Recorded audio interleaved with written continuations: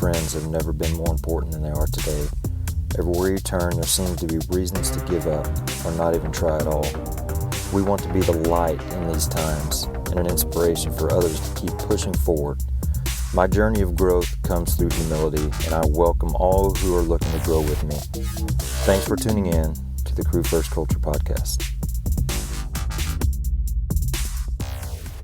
Hello, everybody. Welcome back to another Crew First Culture Podcast. My name is Jeremy, and as always, I want to thank you so very much for spending some time with us today. Got another great guest on today. Look forward to digging into some good topics about him and just wherever he goes, as always. But without anything further, got Mr. Mike Bernard here with me today. How you doing, Mike? Good, sir. I'm just absolutely pumped to be here, and I'm humbled that you would ask me to do this. I listen to the podcast, big fan. So I'm a little bit of a fanboy. Haven't listened to the most recent one, but I tell you what, that one with the Slow House with John Ford was awesome. It speaks right to my heart, man. I bet. Yeah, I appreciate that. Thank you. But yes, he definitely has a good message that a lot of people like us need to hear. You know, the smaller people that need to understand that there's still people waiting or counting on us. So it was definitely he's a good dude. So give us a little bio on yourself, and we'll kind of start digging in from there. So I am a rescue captain on a fire department in northern Wisconsin. So if you can imagine what you think northern Wisconsin is for some people who come here, we're further north. So like I am just south of the Upper Peninsula of Michigan. So I'm about as far north as you can get. So we are super rural. We actually live in a community that's extremely tourist based. So my department, we cover about 76 square miles with one station. We're actually constructing a second station right now on the north end of our district. My county has the most lakes in the entire state of Wisconsin. So water's never a problem. Hydrants are a different story, but water's never a problem because we've got lakes. We are running a smaller amount of calls. We're not a huge department, so a few hundred calls a year just based on, like 10, 15, 20 working fires, depending on how busy the year is in our standard medicals. We see a lot of volunteering in our area. Our overall career departments in the state of Wisconsin is far outweighed by your volunteers and your paid on calls. So, for us, we put a large emphasis at my department on training. We're meeting constantly throughout the month, which is awesome. We get a lot of buy-in from our members, and we have, a really high level of expectation as a command staff from our training from our members. And, for us, we're getting out of summer already. I mean, right now, I'm sitting outside and everybody's going to think I'm nuts, but it's like 45 degrees right now and it's just perfect. So that's terrible. Oh man, the colder the better. Bring it on. This heat has been killing us, man.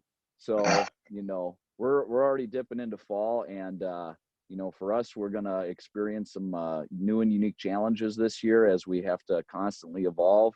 First day of school here, kids are back in school, but you know what? We're starting to see a massive increase in our year-round population. Now, for us, area-wise, we have a overall area of about 10 to 20,000 as we combine some of the townships. For my little town, we've got about 4,000 people that are going to be here year-round, but since we are a getaway for people from like Chicago, Minneapolis, Lower Michigan, tons of other states, on any given weekend during the summer, our multiplier for our population to that 10 or 20,000 can be a factor of 10 to 12. So we can actually have a population of upwards of 120,000, like on our 4th of July weekends and whatnot.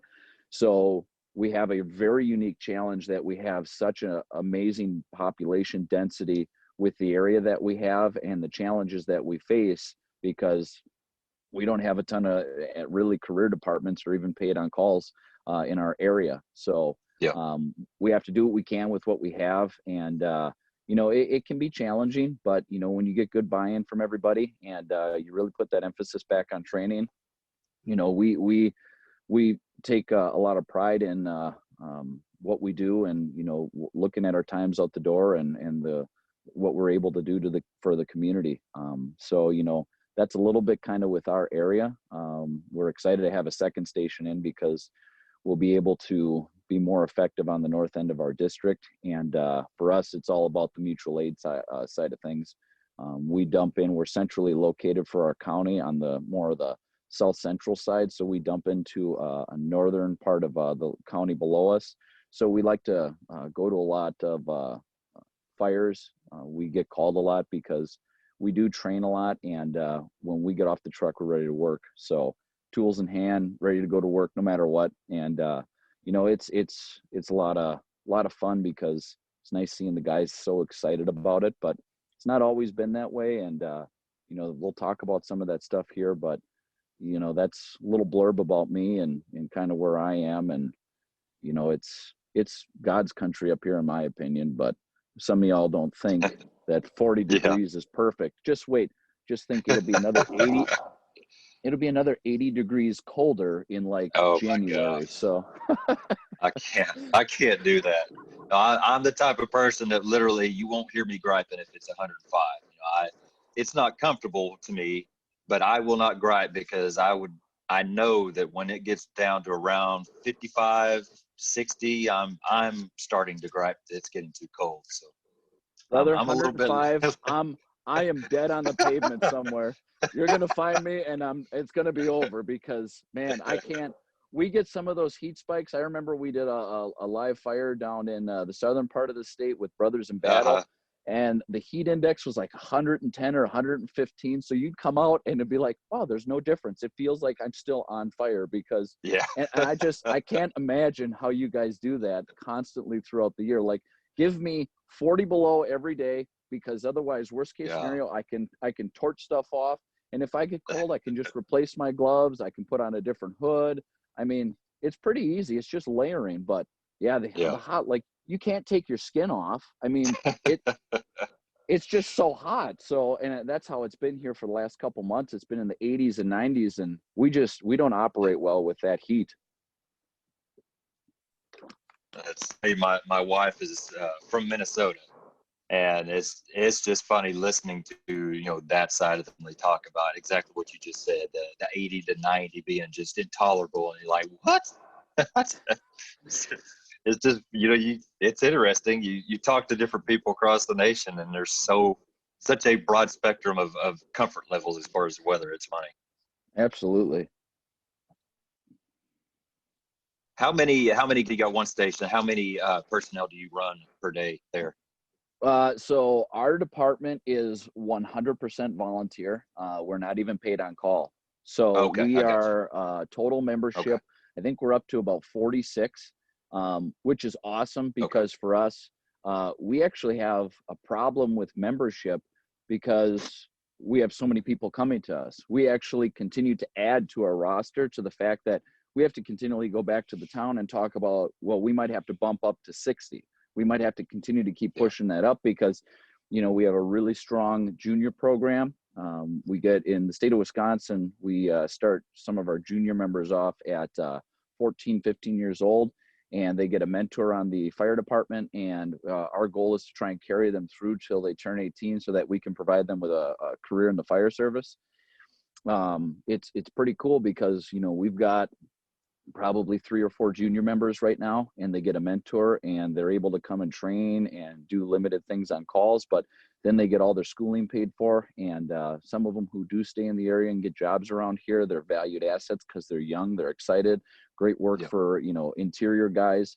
But, as far as us, our big value is that our membership knows that they're there for the job. They're not there to make money. They're not there to, get the sweet pager and t-shirt, because at the end of the day, we're not getting anything as a kickback. So, when we have, our whole membership showing up to trainings, when we have our whole membership invested in, doing stuff at the department and going out in the community and doing fundraisers and things like that, it's awesome to see, because I think honestly with volunteers, we have the opposite problem where with some of the volunteers where it's just like, whatever, it's just here because we're just volunteers. Like, that's not the right mentality, because if you don't hold people accountable, to anything, like expect mediocrity. Well, I don't understand how people don't know that that's the expectation going in, because if you're not holding anybody to accountable, any type of accountability, how are they going to come to stuff? Like, why would they come to training? Why would they see the value in it? Why would they not, go past the minimum? And for us, with like the way that we've written our SOPs, is that, if you're not showing up to meetings, if you're not showing up to trainings, if you're not showing up to calls, I'm sorry, there's somebody else looking for a spot, and you just don't have any value here, because if you're not going to come to stuff, what's the point of you doing anything? Yeah. So, we hold our people to a super high standard, and we see growth within our numbers. So, finding that good equation that's going to keep your people, keep training realistic, especially with fireground operations, and kind of keeping it fun for people. That's what we found, and it's working really well. And, it's to a point we're adding our second station on, and we're adding more members, and, we're still running calls. And, for us, we're holding people accountable to how fast we're getting trucks out the door, how fast we're getting on scene, how we're deploying our how we're deploying our lays, how we're doing stuff, adding things like VES ladders, adding, different type of packaging options, and just constantly driving to be better. And, that's big kudos to my chief, because, my chief's younger, and, he's hungry. He likes to go to classes. He likes to get dirty. And, I haven't said that, I'm not going to say that I've always agreed with him and we've always seen eye to eye. But, we're at a good point with where we're actually seeing some good positive growth with that. And, it's like I said, if people can take, a little couple of notes from that and maybe take it back to their own department, that's where you got to start looking at, is holding people accountable. Because I just don't think as a fire service, we're doing a good enough job. And I just don't think, honestly, people know where to start. And it's a culture shock. And I'm sorry, but if you're going to lose people because it's like, well, I don't want to go to class. Well, I don't want to go to training. Well, I don't want to do this. So what the hell are you doing here?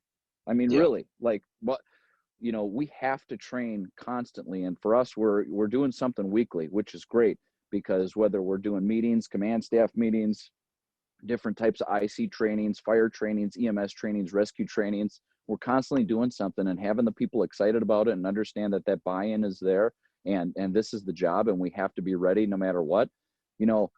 I feel almost offended sometimes when you hear from the volunteer side of things. It's like, well, you're foundation savers. Oh, you've never lost a basement. Like, I take extreme prejudice to that, because like, when I get on scene and I have my crew and we're stepping off, we're going interior. Like, we get told by a lot of departments around us that we're too aggressive. And boy, God, that warms my heart, because I know that means I'm doing my job. If that means that we're making rooms and we're doing searches and we're putting the fire out from the inside out, or we're making the roof and we're cutting the roof with already being behind the 8-ball with our response, beautiful, awesome. That's great, because guess what? We're doing the best thing that we can for our taxpayers. Yeah, that's a real big cut down right there. You're really hurting me with that. That, man, what you just talked about right there is it's just the term accountability in the volunteer service. Man, that's hard. And this is really nothing that I was even planning on talking about. I think you could turn this into an entire podcast or series of podcasts. But having somebody that is there on their own time, that could be spending time with their family or doing any number of any other things, but they're spending it there at the volunteer department, and putting some type of accountability on them in addition to that, man, it's a hard thing to push. And, just speaking for myself, and I'll be a little brutally honest on telling myself right now, I've been on my little volunteer department here where I live for, I don't know, probably 4 or 5 months. And that's in addition to being a career firefighter as well. And right now I'm really struggling, because I feel so bad, because I don't have a lot of time for them. And, I'm already gone a third of my life. I'm gone a third of my kids' life, a third of my wife's life with my job. And so when I get home, I want to go to sports sports games that my having. I want to spend some time with my wife and my kids and all that. And so it's very hard for me to say, hey, I know that I've been gone for 24 hours, but we have to go check the truck out at the station. You know what I mean? And Yep. so I feel bad because I am definitely not holding up my end of being a volunteer with my department. And I do have a lot of, a lot of things that, like I said, I just feel bad for that. But it's hard, man. It's hard to just give that time when it could be given somewhere else. Well, and it's funny you bring that up, and that's the one thing like I try to talk about with a lot of the guys is when they come in and you don't start seeing a guy, it's just the communication. Like, hey man, God forbid we do check-ins with each other. God forbid we put our egos aside and this whole type A personality crap. God forbid we put it aside and just actually care about you. Be like, hey man, how's it, like, what's going on with your life? I noticed you haven't been at trainings. I noticed you haven't been at meet. Like, how's everything going? Have you just been busy? Like, that's one thing in our department. All we ask is communication. Like, if you're going to communicate effectively with us and just be like, hey man, I understand what you're going on. I understand you going to kid stuff and doing that and putting good value back into that. There's nothing wrong with that. When we are talking about like faith, family, fire, or anything like that, that's that hierarchy. And I'll be honest, I'm not a saint. Now, she's not here to yell at me, but I'm gonna tell you right now, she would be sitting in the background just going, because when the pager hits, when there's trainings to be had, when I'm on the road, I am gone a ton. Like, most of the people who meet me are just like, how do you guys do shifts and stuff? I'm like, I'm a volunteer. And people are blown away by that because like they see me out. I have a huge value in training, and I am a student of the craft, as far as teaching goes and everything. The only way that I stay good is I expect a lot out of myself. And when I'll be honest, like when I started out in this, I've been in the fire service now for 10 years.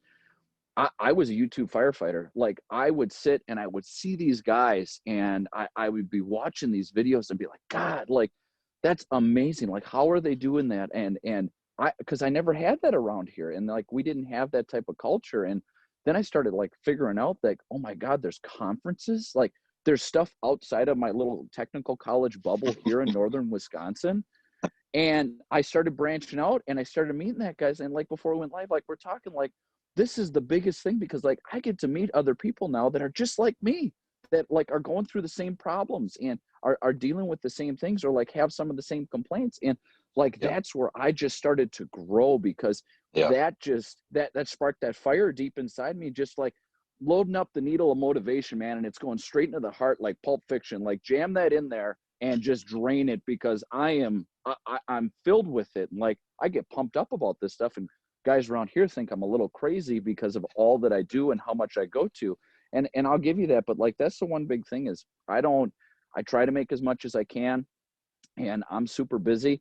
But, at the end of the day, when you look at that, it's just that communication factor. And, if guys know what you're going through, and honestly, if they're your true brothers and sisters, like, they get it, and, they can pick up the slack. And it's a lot easier for me to hear that coming from somebody and just being like, man, I'm going through some stuff. Like, I want you at 100%, no matter where we're at outside of the fire department, when we cross that threshold, like, I got to have you here 100%. We got to be on the same page. We got to make sure that we're talking effectively and working effectively with each other, because especially in my scenario, like, yeah, we can do a lot of fire department training. We can do small group trainings with your officer or your command officers and or your line officers that you're assigned to.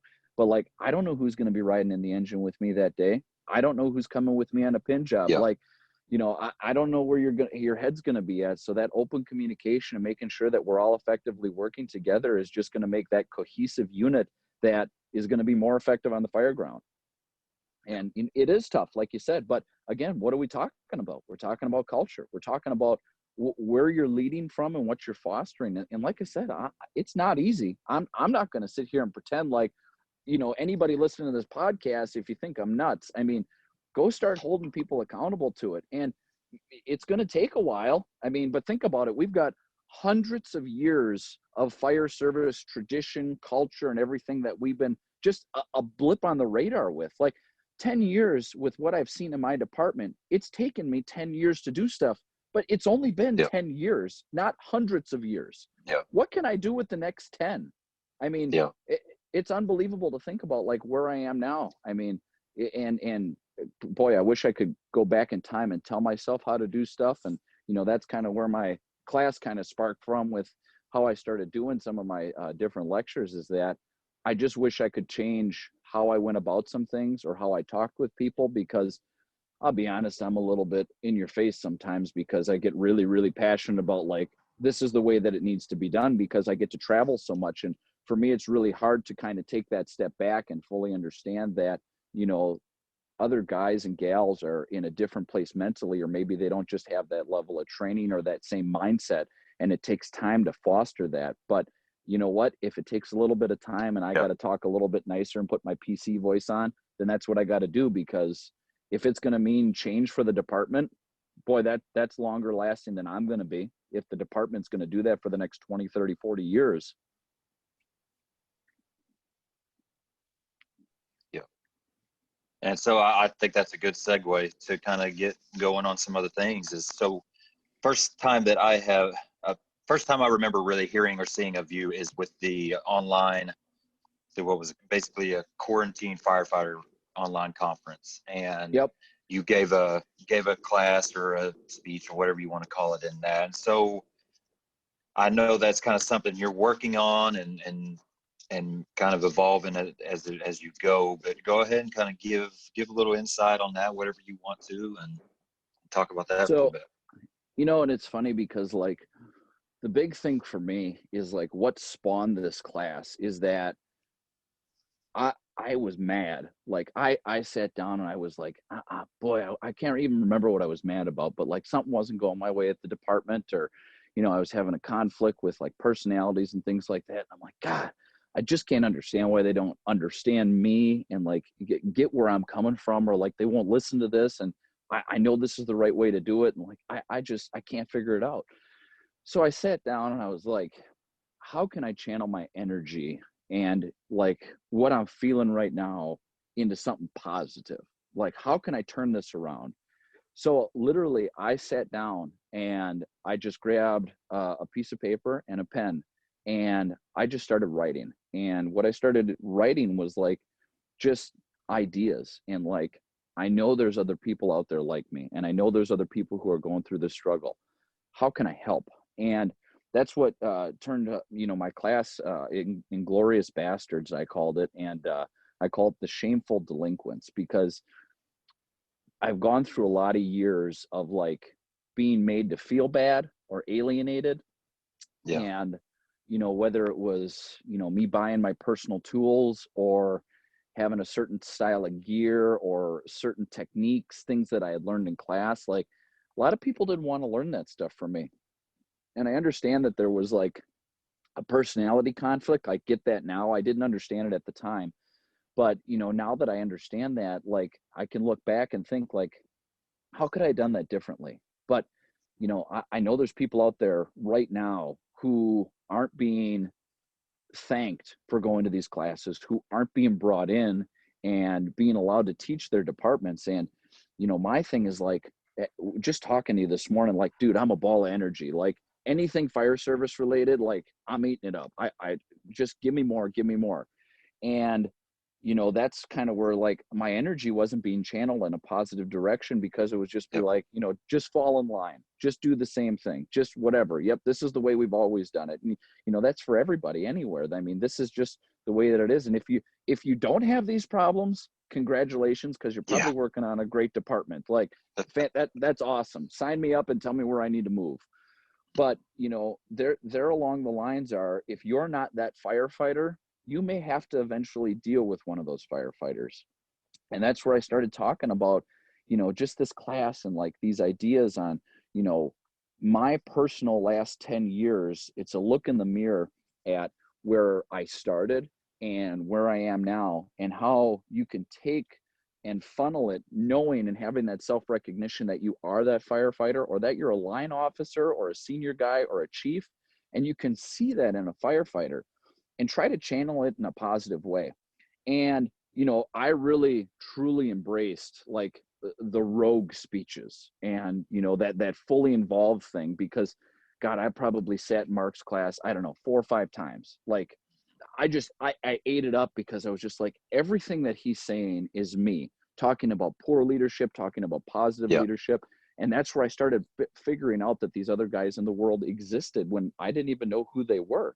And I started figuring out who they were, and I started going to conferences, and I just sat in the back of the room and I started listening to how these guys trained and what they talked about, and what they were pushing. I'm like, yes, yes, yes. And then all of a sudden I'd get back to my home, and all of a sudden, like, all that motivation, everything, my candle would start to slowly flicker out, because it'd be like, I'm ready to go. I want to share this. Have me show you how to do ladders. Have me show you how to do a Minuteman. Have me show you how to do this. And it wouldn't be that, and it wouldn't be that, and it wouldn't be that. And like, I would just sit here, and you get depressed about it. And like, you get on yourself, and it's like, well, maybe it is me, but it's not. Because when you start looking at it, it's like, why are you apologizing for yourself when you're that passionate about it, and you only want to be better? Because if you're better, you're better for your crew. If your crews are better, they're better for the citizens. And it's that positivity in that circle where we just kind of keep going around in it, and it's good for everybody. So, my big thing is like, don't apologize for who you are and what you do, but there is a fine line. And this is kind of where I went down a different path, because there's insubordination and there's passion. And that's really hard for some of us to kind of separate that, because, when you look at the passionate firefighters, they're doing everything they can. And some of them just don't know how to talk to people. So they're more of the in your face kind of guy. And this is how it needs to be. And no matter what, like, that's where I started really alienating myself from the group. And that's again where I grabbed onto the whole black sheep and rogue thing, because I was pushing myself along and I was increasing my skill set. I was doing stuff on my own. I started videoing myself, because for my personal progress, like, I could sit back and watch my videos and be like, my hand isn't in the right spot on the ladder. Oh, my mask up, I missed the tab on this one. So like, I was really, really growing. But then all of a sudden that epiphany hit me, and it's like, but I'm doing it alone. And if I'm alone on the fire ground, that's not positive, because like, where's the crew? Where's the rest of my team, if you will? And if I can't grow with my team and my team can't grow with me, like, I'm not doing anything positive. And that's where I needed to kind of figure out the hard way, through some insubordination, if you will, and a couple of little speed bumps, we'll call them. But, having that throughout my career has taught me that if you can just back her down from like a 10 to even like a 7 or an 8, and still stay true to yourself and still stay true to what your mission is and how you're trying to change things, but you're backing it down because you can talk more effectively to people. You can spread your message more effectively. It's all going to work in a positive way. The one thing that, I started looking at is that it's not okay for anybody to belittle somebody or be a prick to a guy or a girl that is just passionate, because like, you're not as passionate as me, but maybe you have rank on me, maybe you have time on me. So here's my thumb, and I'm going to smash you.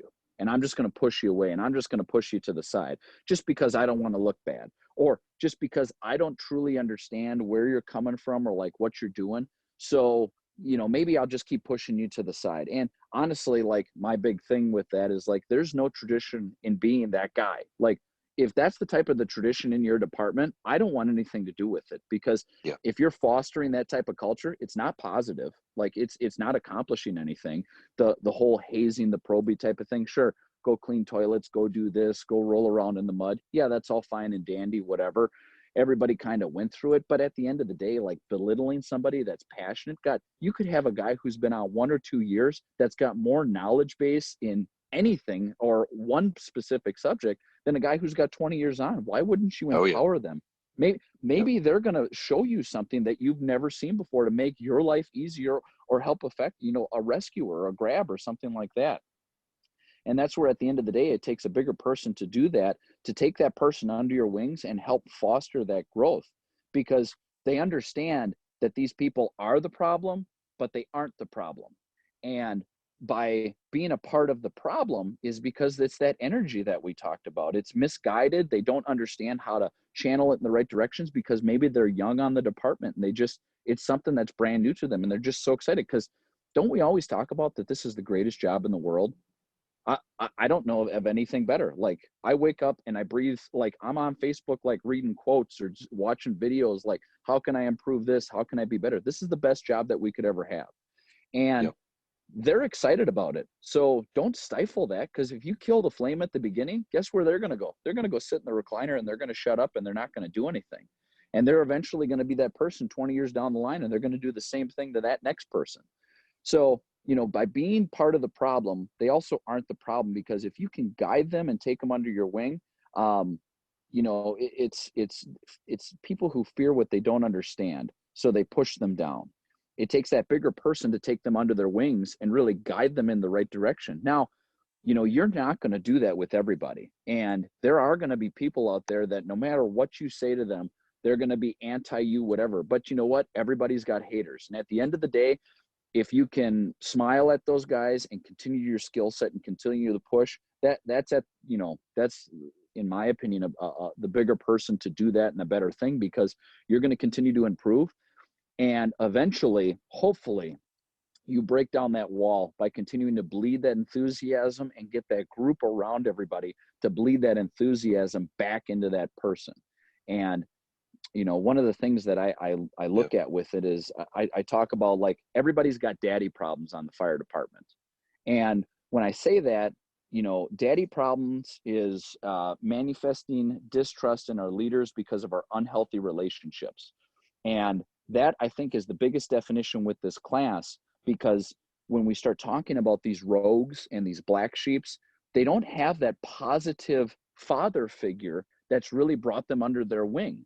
So when we look at that culture that's being established there, their dads, if you will, are absent, abusive, and controlling. Because when we talk about poor leadership, isn't that defining a poor leader? They're going to belittle them. They're going to abuse their power to kind of put their thumb on them and push them aside. And they're going to be controlling in that aspect, because that leader might know that, hey, I know that Mike can go throw that ladder and do that on his own, but I don't like the way he does it. So I'm going to have Joe go do it.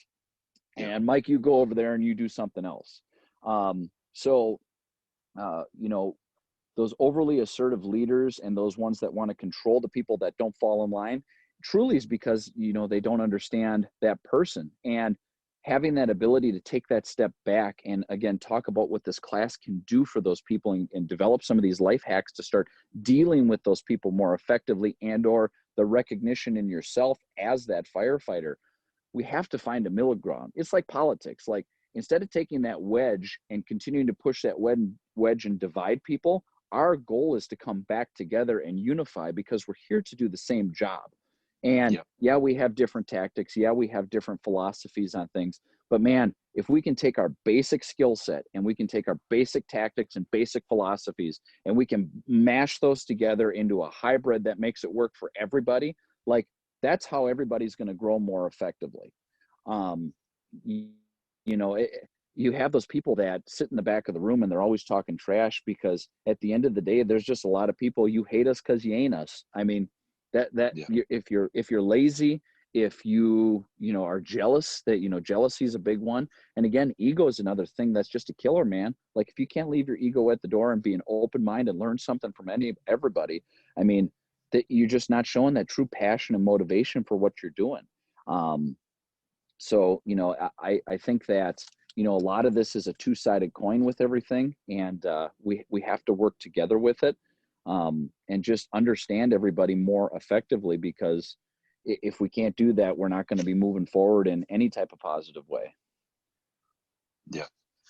I think something that I kind of found interesting when you were kind of going through that is, you're talking about kind of guiding those that are passionate towards, and what came to my mind is you're basically channeling that passion, that drive towards a positive direction. That is a challenge of being an officer, is you have however many people you will have underneath you, you're going to have that many different personalities, different drives, different levels of passion. And you have to figure out how to channel whatever level those are in a positive direction, because you not only have to deal with the different levels, but you also have to with people learn, or what speaks to somebody, because something speaks to him differently than it speaks to her. So you got it, man. It's like a giant, I don't know, some type of huge puzzle. You just got to continuously fix and manipulate and just trying to work this piece to work this piece. And but that I think that sums it up really well. You're channeling those good aspects, aggression, passion, whatever it is,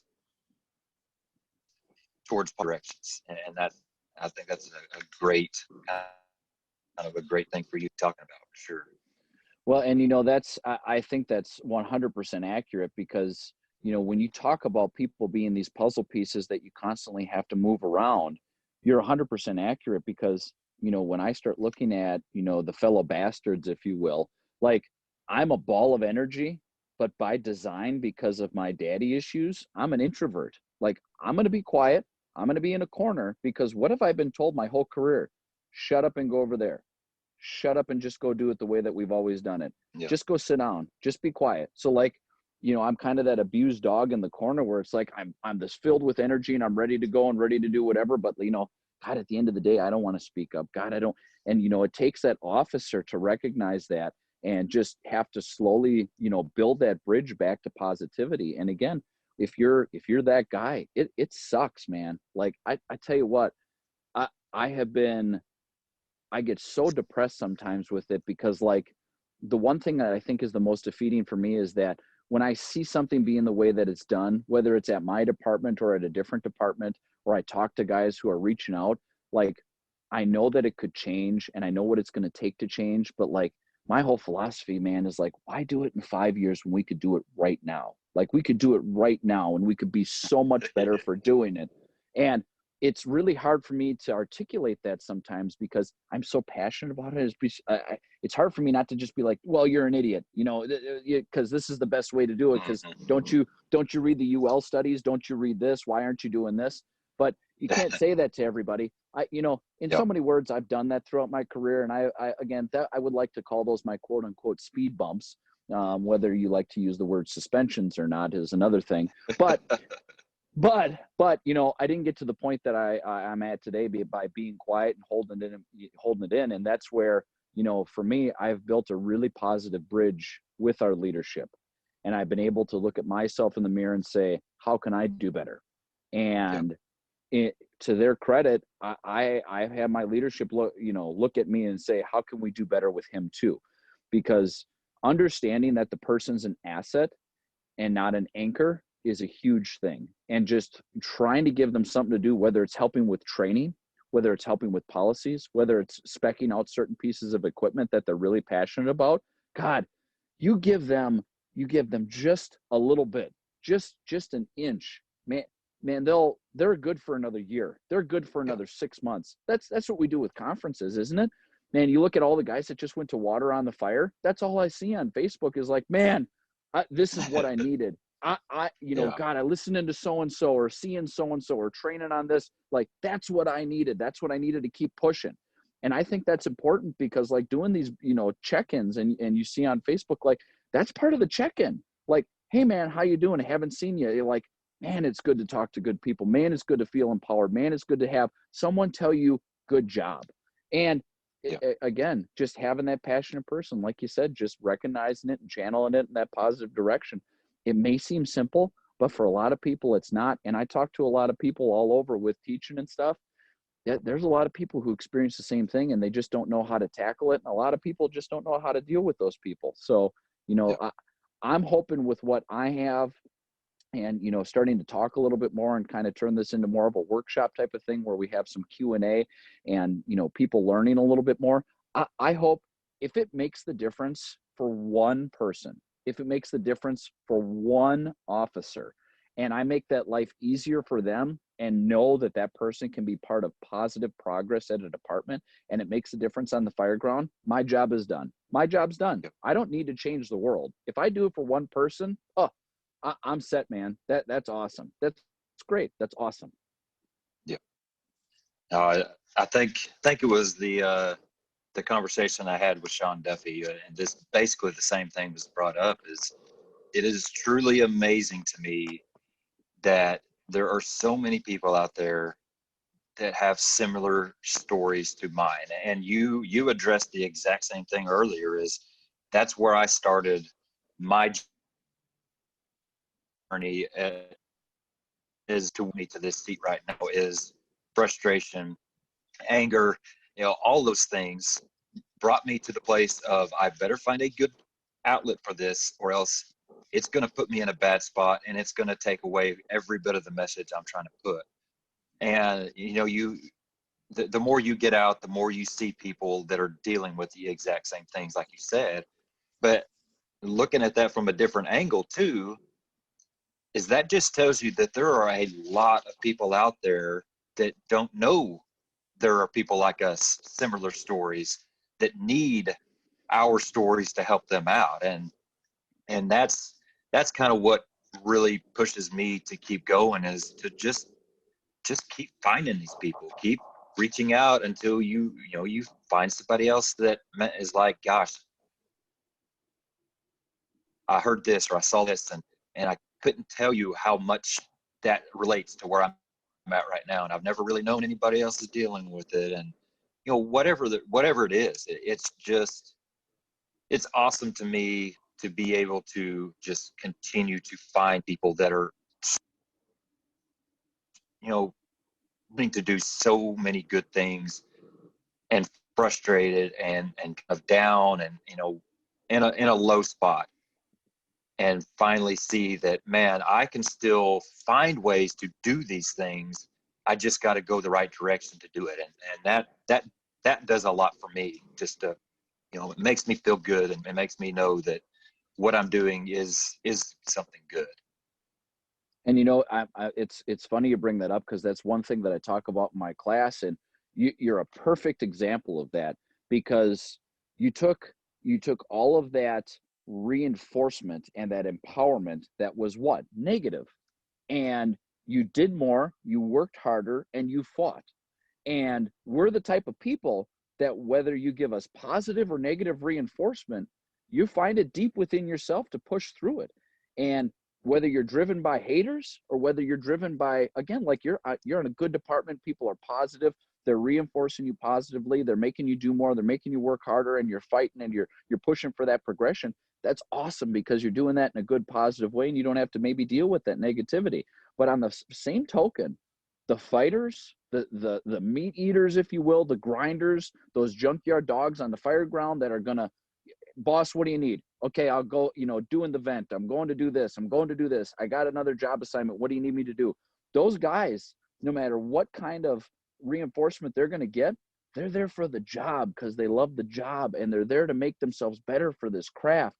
And it's awesome to hear somebody like yourself take this and give this asset to the fire service, because like you said, if we can keep finding these people that are in a tough time and maybe don't get to go to those conferences, or they're struggling with their identity, because that's really what this is like, well, who am I, and what kind of an asset am I to the fire service, to my department, to myself?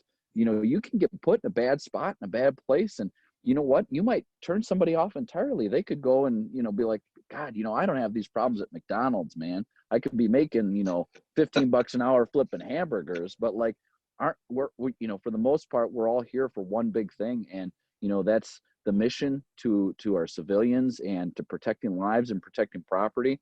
And we're doing it, man, because we love people. We love going out there. We love the job. And it's awesome to hear that you can take where you were and just turn it around, because again, you're just oozing that enthusiasm and positivity back into people. And I don't get to read much, so I've got my podcast lined up.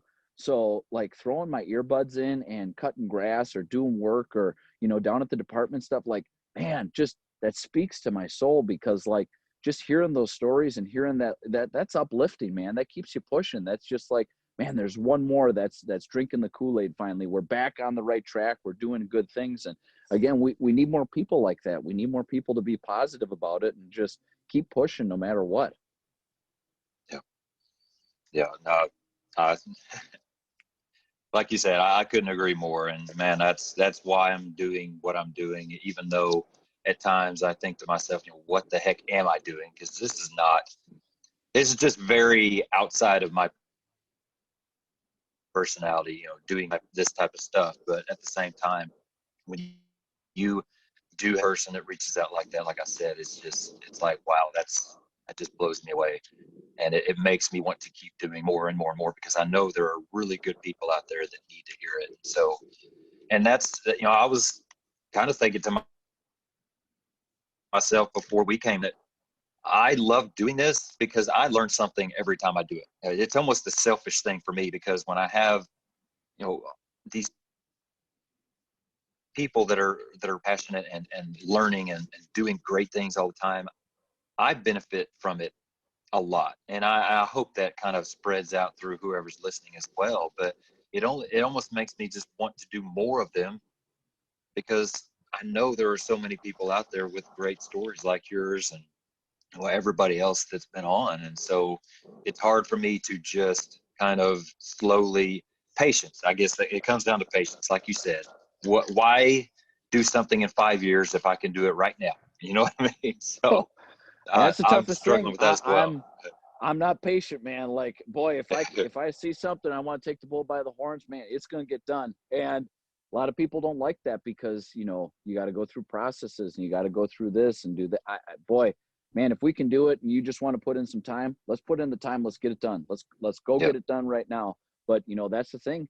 It's that patience. Like, again, for me to just sit and listen to other guys talk and just be to that broad idea, or that more broad idea that fire service has been here for hundreds of years. You've been a part of it for a blip. Maximize your time now. 10 years, man, I've got a lot accomplished at my department. I'm sharing the message. I'm doing good things. I know that people are listening. There's been people that reach out and just be like, hey, thanks for the message. Thanks for this. That's 10 years. If I can harness that and accelerate that, and the next 10, I can expound on what I have now. I don't even know where it would go. But, at the end of the day, you're making the world a better place. And that's what it's about. That's why, being here is so important, and understanding your role and how important it is to leaving that legacy. It shouldn't be about your name in the marquee. It shouldn't be about the fame, the recognition. It's not about that. It's about what you're fostering and bringing up behind you. And it's those other people, whether in different parts of the country or within your department's going to be here long after you're gone. And all these other people that are growing behind you that are just starting on year one, that's the future. That's the legacy. That's the difference makers right there. And for the people that can't recognize that, or they want to hold on to it tight because they are thinking about, oh, well, I'm so-and-so and I did this and I did this. Well, I mean, man, that's not why we're here. That's not what we're doing.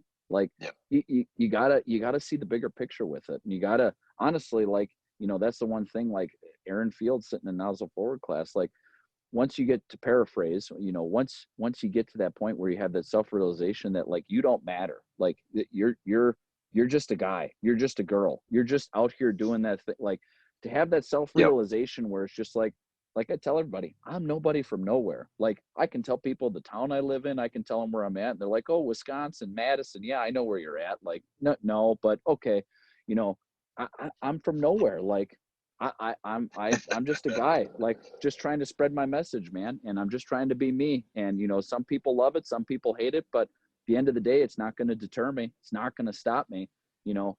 I'm out there thinking about, man, just make the difference in one person's life. Just make that difference. And somebody needs to hear this. Somebody is going through the rough time. I know where I was. Just keep pushing, just keep going, just keep grinding.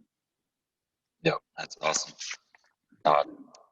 So I want to definitely get on to kind of a different area of your life, because I don't want to forget about it. So you are part of Midwest Fire Tactics, instructor and kind of good contributor to those pages.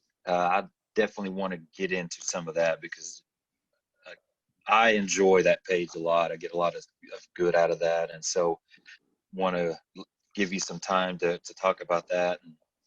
And also you guys are doing a quarterly challenge kind of, I guess that's what I'll call it, but you can go into it further. But it's awesome to see something like that. And I definitely want to hear your kind of take on where it came from and all that. But go ahead and tell us a little bit about the Midwest Fire Tactics and everything associated.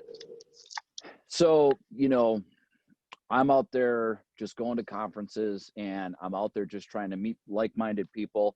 And I'm at a conference. It's this little conference, the Oath Keepers Fire Conference. And, for those who know me from the conference as someone who's, helping with it, teaching with it, I was a student. I always tell everybody I'm a student of the craft. I don't like to tell everybody like, I'm an instructor or I go teach this or I go do this. Like I'm learning every single day. So I'm a student of the craft. And I happened to be there and I met this guy, and unbeknownst to me, Nate Furton lives just so now, okay, you have to understand, if I say just down the road, that could mean an hour, hour and a half. That's just a little jaunt down the road. But realistically, we're in the north. I might have to drive 20 minutes just to get a candy bar. So like just down the road for us, he's just down the road from me. So he's just over the border into the Upper Peninsula, career fireman. And we met at the Oath Keepers Fire Conference. And, we found out like we're the same person. Like he goes to conferences, I go to conferences. He believes in this, I believe in this. And I was like, man, I like your page, Midwest Fire Tactics and Training. Nate started the company, and we hit it off. And I thank God every day because like I got to meet Nate, and Nate got to empower me and give me my voice, give me my platform to share the message and allow me to do this stuff. And, without him, I don't know where I'd be at, honestly, because I'd still probably be doing whatever I'm doing and going to conferences and stuff, but I wouldn't be able to share the message that I'm sharing. So, Yep. we met, and for the past couple of years, I've been helping out with the page. I've been helping out doing classes, and we try to do stuff regionally. And we're very, very blessed and fortunate that we got picked up into the Oath Keepers cadre, and, to share that message there and teach. But with Midwest, we try to grind out what we can and share that message here regionally and locally. And one of the tough things for us is that we're trying to break down that culture that we experience around us, because we have so many technical colleges that rule the area and they teach all of the entry level stuff. But most of those guys just have that mindset where it's like, well, that's just the bare minimum. And that's just to get started in your career. So our goal is to try and just take them, even though they may seem like basic skills, take those basic skills that are outside of what the book teaches and just continue to hammer on those and get better at those. And, that's our goal, is just taking those basics, getting really good at them, making things realistic with, everyday things from the studies and from other classes. And, Yeah. we've been going at it a couple of years, and we meet up, we do forcible entry stuff on our own. We keep training together, we keep going to conferences together.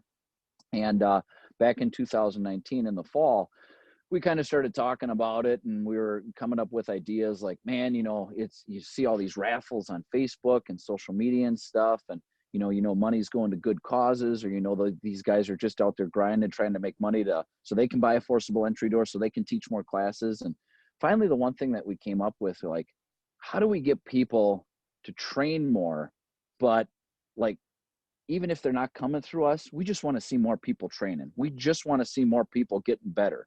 So that's where we came up with our idea for the New Year's resolution training raffle. And what better way to hold people accountable to themselves than challenge them with some free prizes and just hold them accountable for a whole quarter. So, like right now we're in the third quarter. So right now it's all about flowing, hose packaging, deployments, whatever you want to do, hose related. Just get better, pull, flow, do whatever you can. And that's the big thing for us. Like, you video yourself, like our biggest mission there was, you get a lot of haters on Facebook. You get a lot of guys that sit back and armchair quarterback how people do stuff. That's not what the raffle's about, and that's not what we're there to do. We're there to empower, we're there to uplift, and we're there to help. So Yep. first video, you may have never done the skill before. You may have done the skill a little bit before, but you don't have the technique down. So first video, raw, unedited, whether you're throwing ladders, whether you're flowing hose or excuse me, stretching hose or flowing. And our other quarterly raffle was masking up with gloves on. You know, that's one of the big topics, especially Yep. a hot topic with depending on the circles you're talking in. But Yep. you know what? We had so many people like on that first quarter masking up with gloves on and starting out at like 20, 30, 40 seconds and just not understanding mechanics. So then that second video that we wanted them to launch at the back half of the quarter and submit to be entered into the contest was, where's your improvement at? How have you committed to yourself and the raffle to get better? God, you would not believe how some of these guys shaved off times. Like, there were guys who were doing it in 30 seconds, and at the end of the quarter, they were doing it in 10 seconds. They were doing it in 15 seconds. Yeah. So Awesome. for us, that was awesome because, like, man, affecting change with so many people from all over the country and all over the place, like, that was the whole point. And we're not making a single dime off of this. You know, any of the prizes that you see, we have great partnerships with a lot of awesome companies out there who are donating prizes, or, you know, we're going out and getting the prizes on our own and donating those back to the people. You know, at the end of the day, we could be taking submissions for, you know, different things like that for money, but, you know, that wasn't the goal. And, you know, we have had a ton of awesome participation. And if we continue to get that through the fourth quarter, this is something that we're definitely going to sit down and look at doing again, because if it's about making people better, again, like we talked about before, like how are you making the people behind you, in front of you, on your side, your peers, how are you making them better? And by having everybody commit to this raffle, I mean, it's been just awesome. We've been so blessed by everybody sharing this and just wanting to get better with it.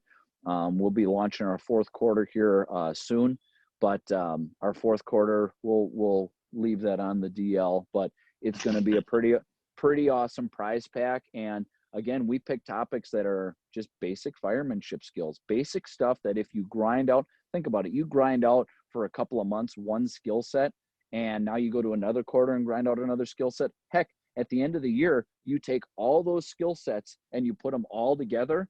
Boy, you've really improved yourself. And even if you can't get your crew to do it, even if you can't get your bosses to do it, if you're doing it and people see you doing that, that's exactly what I talk about, like with the workshop and what we discussed already. You're bleeding that enthusiasm in everybody around you to get better. And you see other guys out there challenging other guys on their crews and challenging other people to be like, hey man, check out this, let's go do this. Hey, next shift, let's try to pick this up. And if it's making people better, and at the end of the day, that's going to affect our mission and or affect the positive outcome of a patient or a victim that we have, great, awesome. That's why we're here, and that's why we're doing what we're doing. So that kind of inspired it. And, you know, for us, you know, we realized that this is definitely bigger than us, and this is definitely bigger than us making money. I mean, you know, we've been grinding it out for a few years and getting classes here and there, and we've been very blessed, and we just want to share that with everybody. We want everybody to get better, and that's kind of where this raffle came about. And, you know, I know you've got a video on the third quarter here, so hopefully you got your second video coming up soon so that you can win a brand new 7/8 tip nozzle with an Elkhart shutoff. I'm literally thinking to myself that I better go put another one on after we get done, because I'll probably forget about it. So yes, I will be doing that. Yeah, no, so I mean, it's great. And, you know, like one thing I don't think people do enough of, because, you know, they're afraid of what people are going to say. People don't video themselves enough. People are not putting themselves out there. I think it's awesome when you can go on to Engine Company Resurrection, or you can go on to Truck Floor Training, or you can go on to any of these other great pages that we have out there, and people are videoing personal time that they've put in to what their expectation of like, man, I'm doing really good. And they go out to this sea of social media hate and just trolls that are like, why would you throw a ladder that way? Who taught you how to do that? Why are you doing it this way? Why aren't we collectively as a group, why aren't we, instead of putting that person down, just being like, hey man, great job. Maybe next time just consider this hand placement. Maybe next time just consider when you pick it up off the ground or pull it off of the truck or do your search, try it this way, because this is the reason I, do it this way. And here's the pros and cons about it. And started uplifting each other versus just getting into a room and being like, oh, well, I'm so-and-so from such a department and I go on hundreds of calls a year and this is the way that we do it and your way is stupid. What are you accomplishing? You're not accomplishing anything. So, the more that we can do to uplift and empower each other and get those videos filmed, like even for me, we have a YouTube page for anybody who's out there and sees us on YouTube. We do some training videos here and there, but realistically, some of the videos are just us and how we do things a certain way. I've watched those videos and even made corrections on myself because we just had a recent switch from Scott to MSA. And I've never been used to chest strap ever before. So one thing that I was doing with my mask ups is I would be doing all my mask ups, and I would be watching these videos and I would be like, I can't believe it. I've been clipping my regulator hose under my chest strap this entire time, and I haven't even noticed. But the fact that I took the videos and started watching the videos myself, now I have a totally different method on when I get dressed and I clip that chest strap, that I lean forward so that my hose falls out of the front, because we have on all of our air packs, we have a little quick release. It's a snap shackle, and that hooks right onto the corner of the mat. So it stays in front. You can deploy that and you can get a good mask up right in front of you, and it kind of keeps it up and away from where you're working. So, for me, that was huge. I mean, that was a difference maker in, not just my mask up times, but just self-awareness and safety for, when I'm out on the fire ground and I don't have that as already a pre-done entanglement type of thing. And when I'm crawling around. So, I think that if we got that more, and I think if people backed her down a little bit on social media, which I know that I'm a dreamer and that's never going to happen, but if we were able to do that and you're able to find a positive page where people can uplift you and I mean, just God, maybe they'll tell you good job. Maybe we can actually tell each other good job. That would be huge. I think that would push a lot of more people to do those videos, but that's with the raffle. That's how we're holding people accountable, because by putting yourself out there, and we even say right in the raffle, like if you see something that somebody's doing that's like a blatant safety issue, or maybe they just don't know any better because they've never done it on their own before and they just want to get better, you shoot them a private message, say, hey man, good job, but next time maybe you want to think about this, or next time maybe try it like this and see how it helps you. Like I said, I was the YouTube firefighter guy. Like I had to sit and watch videos on a lot of this stuff. And like, I would sit and watch, like when I was really interested in more of the truck work side of things, like a lot of the West Coast offense videos. And like, I would just sit there captivated and in awe about what these full-time guys are getting to do and how they're doing a certain way.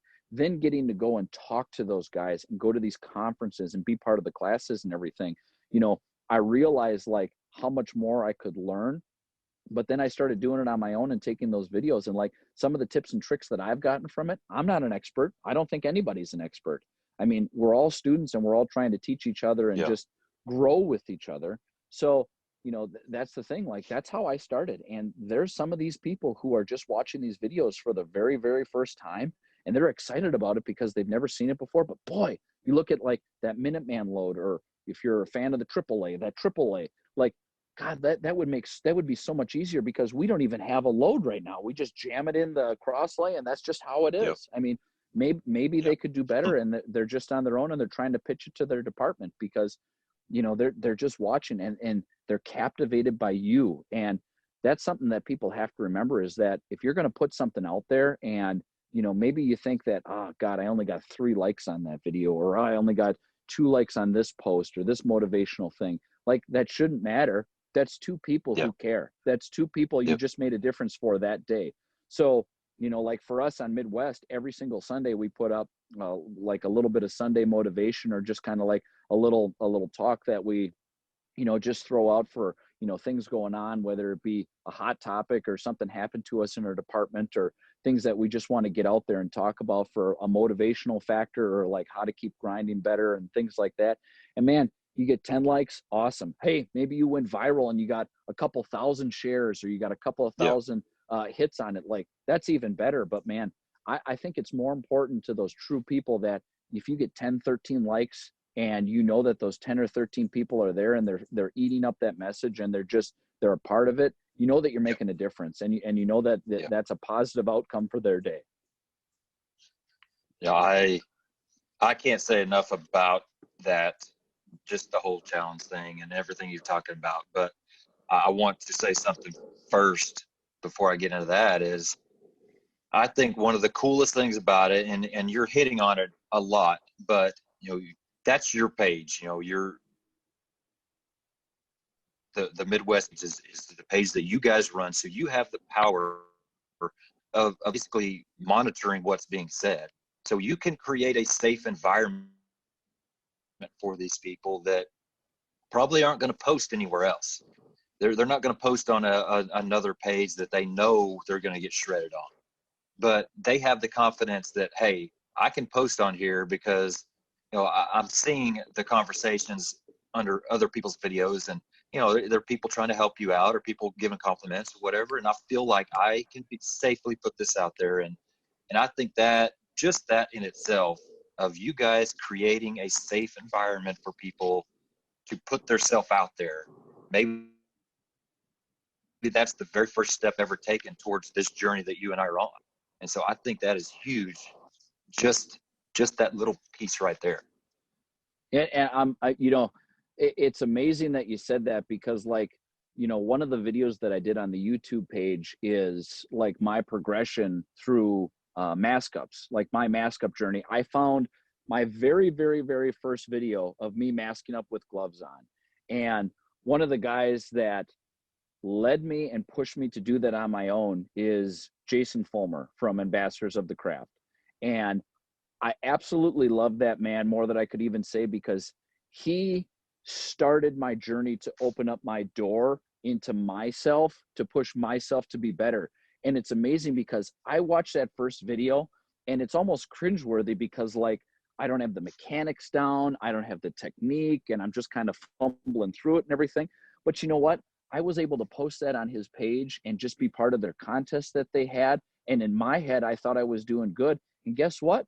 I didn't get shredded. Like, it pushed me to start doing more and everything. And like, I thank God every day that I was pointed in his direction, and I found him on Facebook. And I'm happy even more now that he's part of the Oath Keepers cadre, and like, I get to actually interface with this guy that single-handedly, for the one skill set, pushed me to be even better every single day that I can do that. And like you said, trying to do that on our own and take, you know, what's something that he started with, that mask up challenge, and expand that even more. I mean, like you said, if it's a safe environment for people and they feel safe enough to post those videos there, then like you said, you know, and I guess I didn't even realize it until you said it, like, maybe that is the safe environment that people need, you know, whether it's throwing us a private message on the page or getting involved in the training raffle. Man, we're no better than anybody else. And like I said, we're students. We're students. We want to learn. We want to do more. We don't have the opportunity to go to hundreds of fires a year, but man, we're out there grinding. We're out there trying to be better, just like everybody else. And everybody else needs their minute that, you know, maybe it's going to change their life forever. Maybe it's going to change their career forever. And if that's that safe environment, man, you know, that's awesome. I guess I never thought about it that way, but you know, it's the truth. And, you know, I'll tell you, I put up videos on other pages, and like, I've had haters right away, like straight out of the gate, like, oh my God, I can't believe that's not practical. Oh my God, why are you doing this, that way? And it's like, dude, like, I didn't start on the expert level, skill level on the video game. I started on the beginner level where I can barely use the controller. Like, I didn't start, you know, if anybody looks at my page, like the other day, I had it in my head. I like to visualize what I'm going to do for a skill. I like to think about how I'm going to do it. For me, I come from a really large background in scuba diving. And like when I was like 14 years old, 13 years old, I started in the diving world, and I went right into technical diving. I specialized right away. And all technical diving is muscle memory and skill specific things. Because when you are 200, 300, 400 feet under the water, if something goes bad, it's going to go real bad. And if you can't manage all those little problems very quickly and effectively, people are going to die, period. Yeah. That's the way it is. So the way that I look at my skill sets is that with diving, I visualize how I would take my mask off, put it back on, grab my backup mask, how I would hook something off, exchange regulators with my buddy, how we would do gas exchanges. Same concept. Like the other day, I visualized in my head off of our engine, we have a 35 and we have a 14-foot roof ladder. And I know that the 14-foot roof ladder sits beautifully into the 35. And I've gained the self-confidence over the past 10 years that I can throw a 35 on my own. And that's a very proud moment for me, because I can remember a point in my career that I never even thought that that would be even close to a possible thing. Like there's no way. I look at that ladder. It's a monster. It's a beast. And I've always been told this whole time, you would never be able to do that on your own. You need at least 2 or 3 people, and don't even think about trying to move it on your own. Well, you know what? I started off with a roof ladder. I started getting the techniques down. I went through flipping. I went through riding the beam. I went through briefcase carries, low shoulders, high shoulders. Then I moved up. We have a 28. We don't have a 24. So I moved right up to the 28. And I spent so much time getting so proficient on that and throwing it. My 3-second knot on my halyard, getting really, really, really good at it.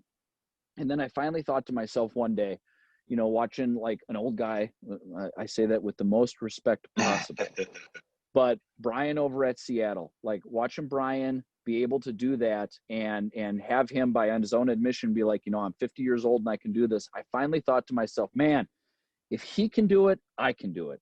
And I went and I grabbed the 35, and it took some time. It took a comfortability level. I'm very happy that our department has all of our tips, feet, and midpoints marked on our ladders so that we can go right to the balance point.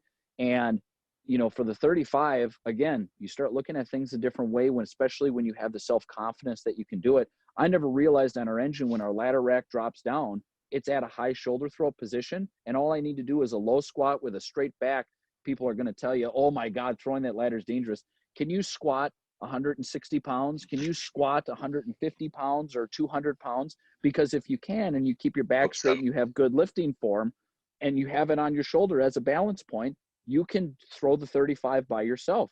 Obviously, no one should start with that as their number one ladder, and this is what we're going to start with. And I'm not trying to tell everybody, go grab a 35 and throw it. Start how I did. I went from a roof to a 28 to the 35, and it's taken me almost 10 years to get to that point with my self-confidence level. Like I haven't had the opportunity on a truck company that does stuff every day to learn that in a 2, 3, 4 year span. So I threw that. And then in the other day, I was sitting and I see a lot of, like on Instagram, I see guys who are grabbing, their 24s with a roof ladder right away, and they're throwing both of them. And I thought to myself, like, if I'm sitting in the engine and I'm first due, the only ladder complement that I have is my roof ladder and my 35. And at the end of the day, getting ladders to the building, softening the building, having rescues, going to the roof, it's really advantageous of me to have to grab both of those ladders at the same time. But with staffing being what it is, maybe it's just me. Can I do it? Is it possible for me to grab both of those ladders at the same time and get them to the building? So I sat and visualized it, and I said, it's just a little bit wider. I could probably get my hand position a little bit. And then I finally just said, fine, I've got 20, 30 minutes, drove down, went to the fire department, pulled the engine out, and I did it. And for me, like, that was huge self-confidence boost. Like, it's one thing to be able to throw the 35 on your own. Now I also have a roof ladder with me. I'm making myself more of an asset on the fire ground, and I'm getting more equipment to the fire building in less time. But sure enough, I throw the post out there, and there's guys right away who are just going to hate on it. And it's going to be like, well, just because you can do it doesn't mean you shouldn't do it. But like, that's not the point. Like, I understand there's pros and cons. And I even threw the little advisement in there, like, this might not be practical every single time, but at least now I have the self-confidence that, especially for me, I thought that I was at the top of Mount Everest with ladders. And now guess what?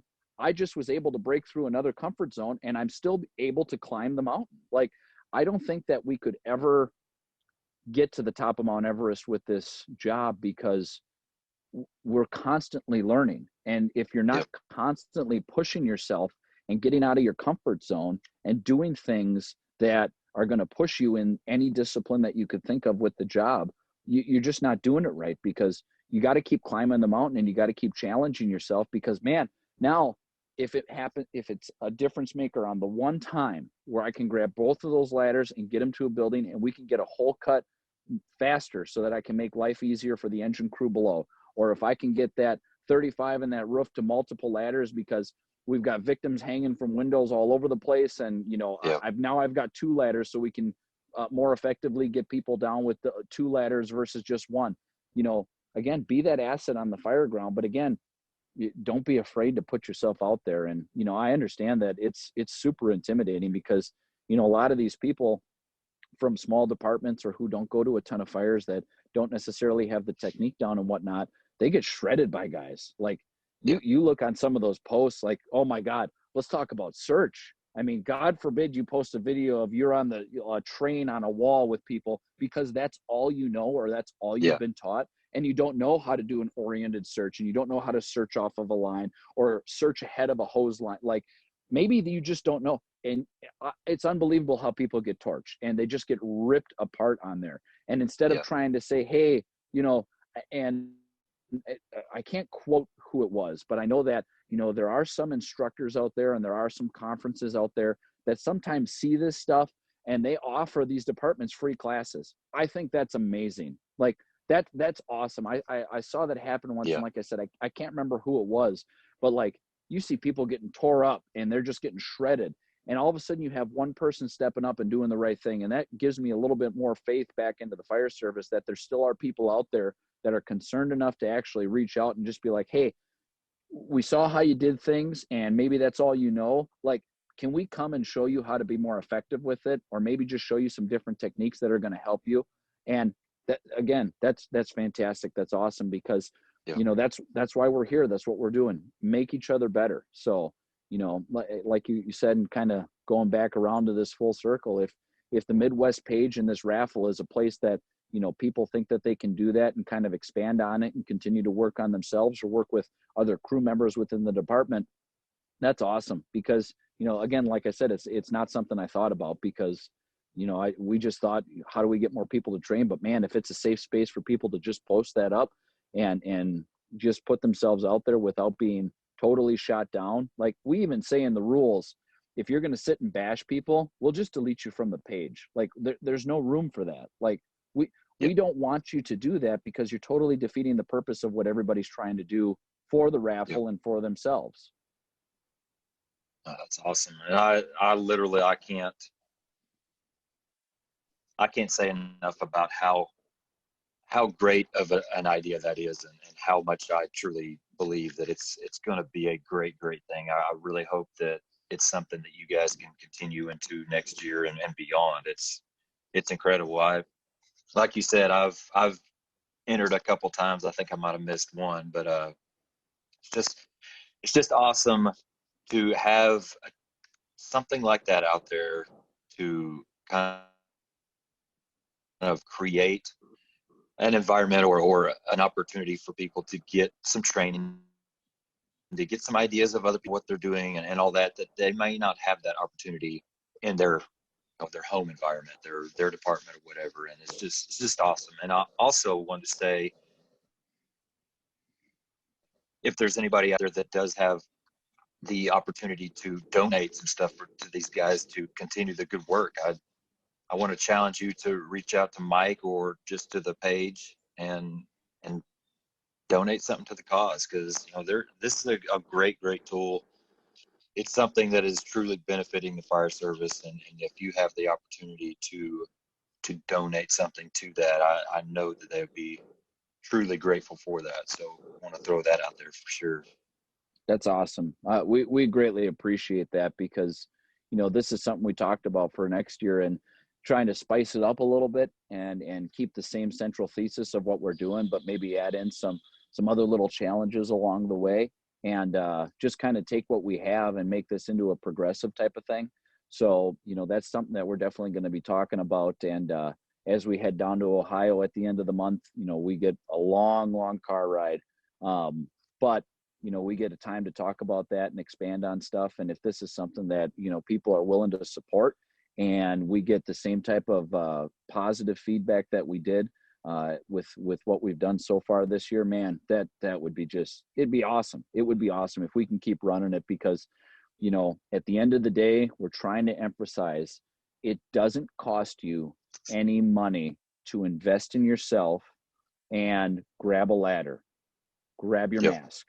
Like there are guys, and I can't believe this, but like, there are guys you talk to where it's like, man, they really frown upon us, doing this type of training or taking this out or getting the rig out and stretching.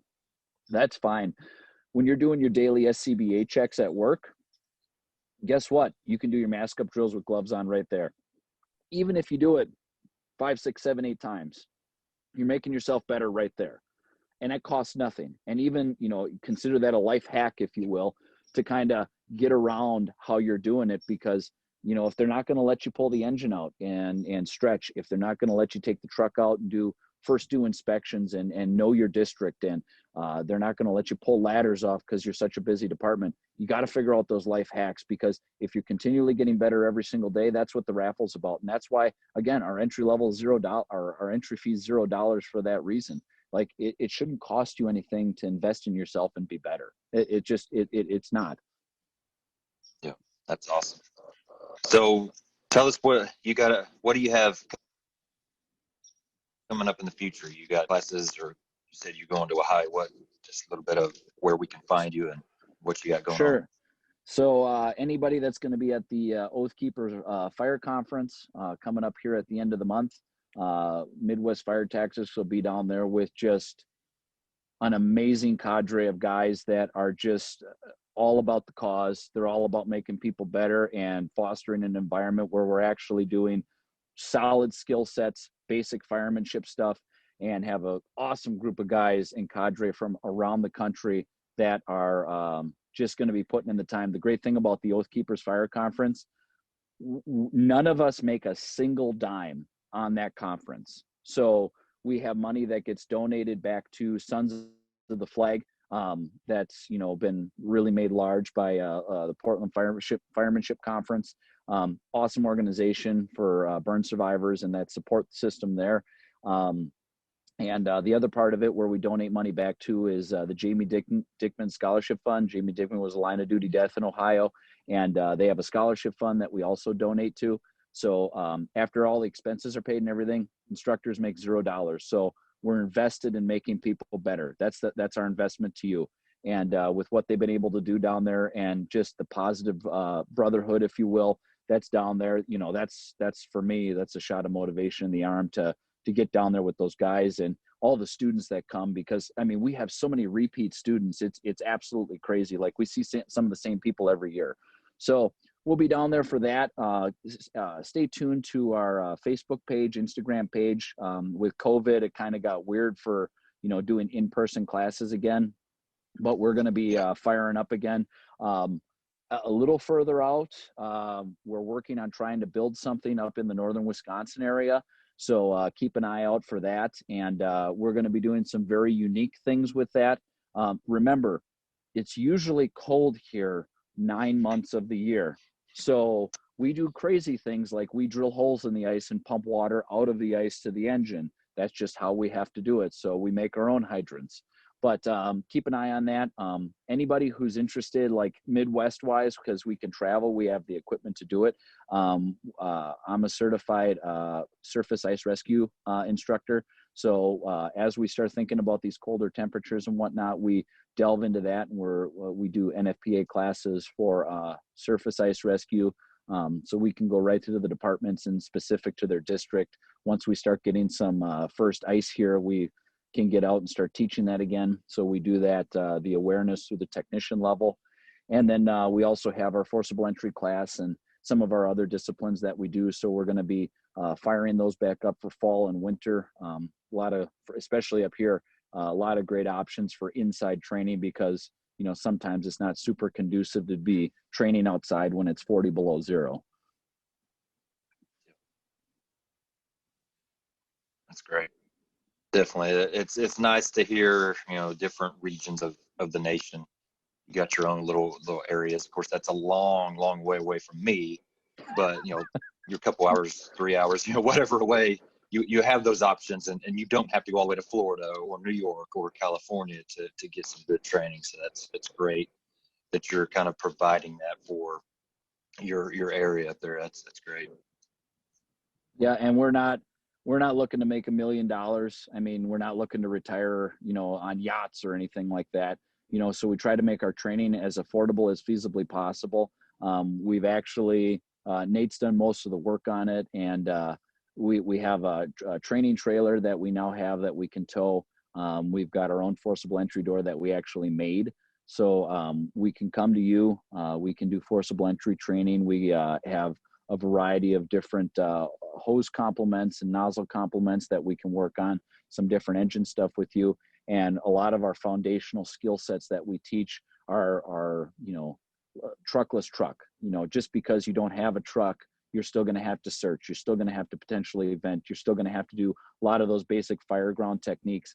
So we try to focus on those individual skill sets and really put the time into it, because the investment in time and the reps and quality repetitions versus PowerPoints, that's where you're going to be making the difference. And that's what we try to focus on. So just no BS training, basic firemanship skills, and just getting better through repetitions and muscle memory. So, you know, for anybody interested in that, you can hit the page up. Otherwise, just keep an eye on everything, and we'll be launching some stuff here as we go. And like I said, if you're going to be looking for next spring, we are going to be coming out with something, hopefully, once we develop a couple of strategic partnerships and have our venues all squared away. And we're going to be a little bit selfish when we're not going to be doing, you know, anything like high rise or anything crazy like that. We're going to be doing something very specific for the geography of the Midwest and kind of regionally what we're doing. So keep an eye out for that, because we're pretty excited about it. We'll be launching that hopefully within the next couple of months here. That's great.